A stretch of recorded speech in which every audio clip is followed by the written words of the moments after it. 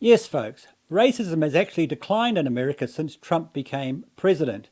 But you wouldn't think so if you just listened to the mainstream media, university professors, and socialist politicians. Have a listen to this vile creature, Ilhan Omar.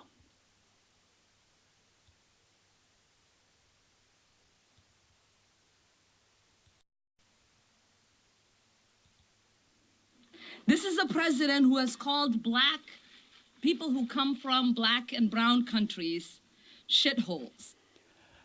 Oh, she is a deceitful liar. He didn't say that. He didn't call the people shitholes. He called the countries where they came from shitholes. This is a president who has equated neo-Nazis with those who protest against them in child. Those who protest against them.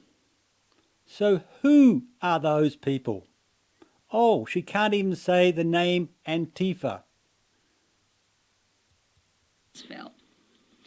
This is a president who has openly violated the very value our country aspires to uphold: equality under the law, religious liberty, equal protection, and protection from persecution.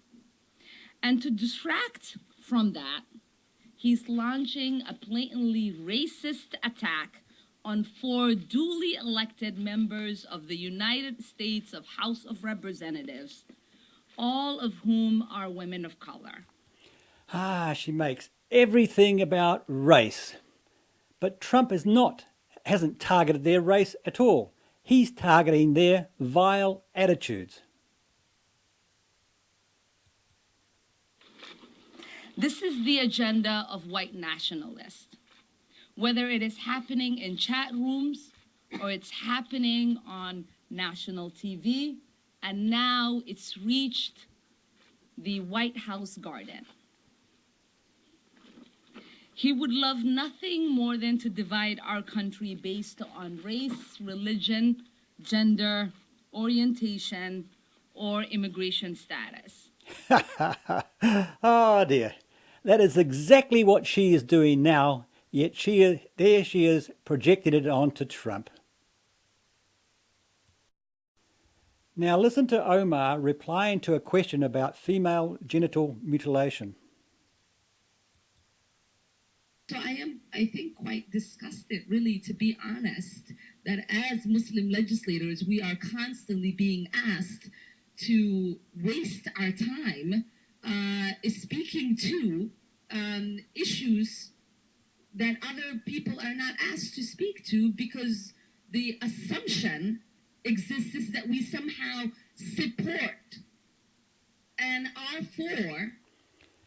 Support and are for. And she cannot even say the words female genital mutilation. She won't even say it. Right? No, there is an assumption.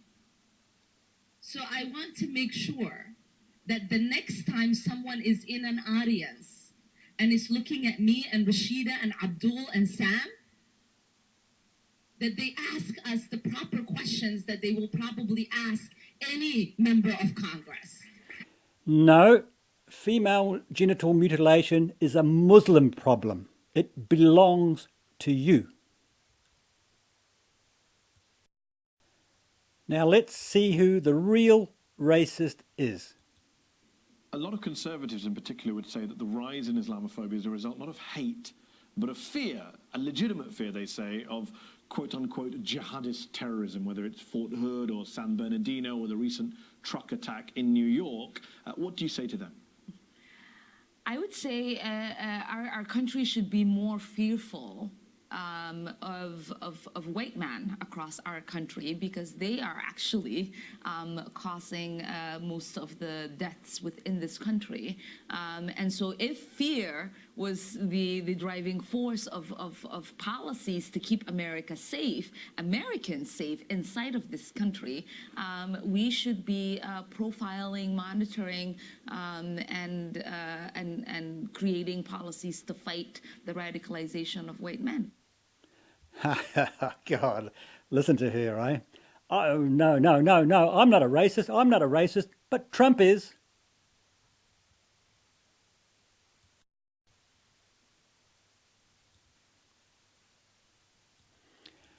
Yeah, so Trump's rhetoric is causing racism to go up. Not so. Have a look at this. The rise of Trump, the fall of prejudice. Tracking white Americans' racial attitudes 2008 to 2018 via a panel survey. Daniel J. Hopkins, University of Pennsylvania, Samantha Washington, University of Pennsylvania students. So I'll just read the abstract. In his campaign and first few years in office, Donald Trump consistently defied contemporary norms by using explicit negative rhetoric targeting ethnic racial minorities. Did this rhetoric lead white Americans to express more prejudiced views of African Americans or Hispanics, whether through the normalization of prejudice or other mechanisms? We assess that question using a 13-wave panel conducted with a population-based sample of Americans between 2008 and 2018. We find that via most measures, white Americans expressed anti-black and anti-Hispanic prejudice declined after the 2016 campaign and election. And we can rule out even small increases in the expression of prejudice. These results suggest the limits of racially charged rhetoric's capacity to heighten prejudice among white Americans overall. They also indicate that prejudice can behave like an issue attitude. Rather than being a fixed predisposition, prejudice can respond thermostatically to changing presidential rhetoric and policy positions. So there you go, folks. Trump's rhetoric has not increased racism. In fact, it has decreased.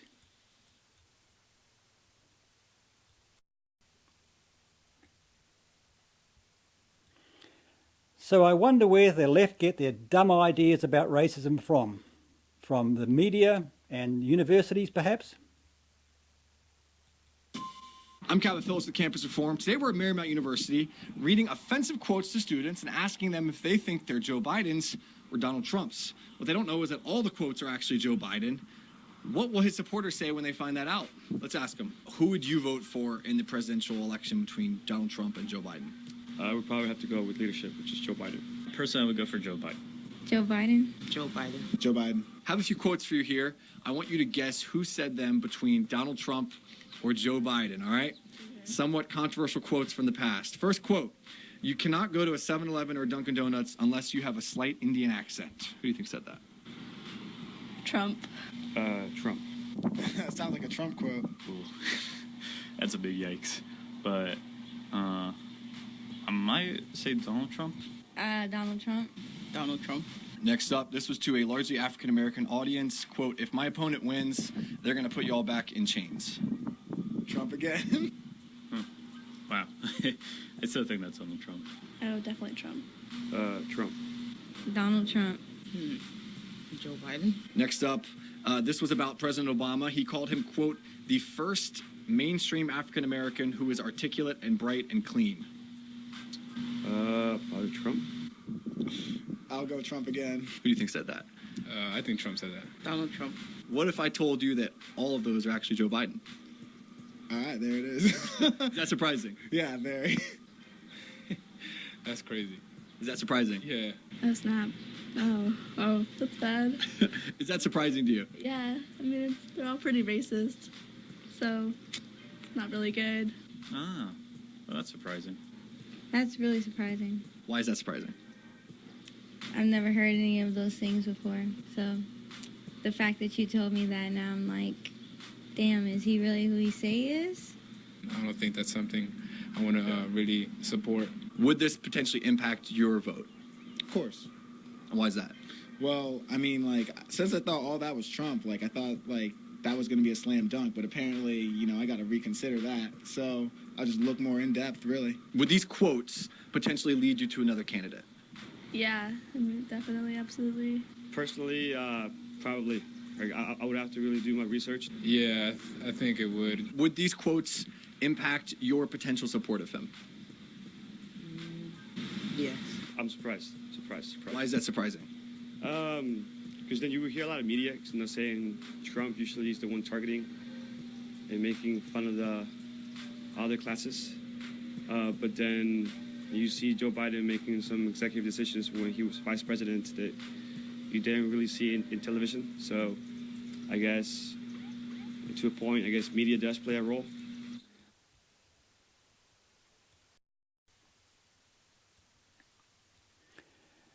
Yeah, so there you go, folks. That's the end result of the cultural Marxists' long march through the institutions. Now, can you imagine what it would be like now if we had have stopped that a long time ago?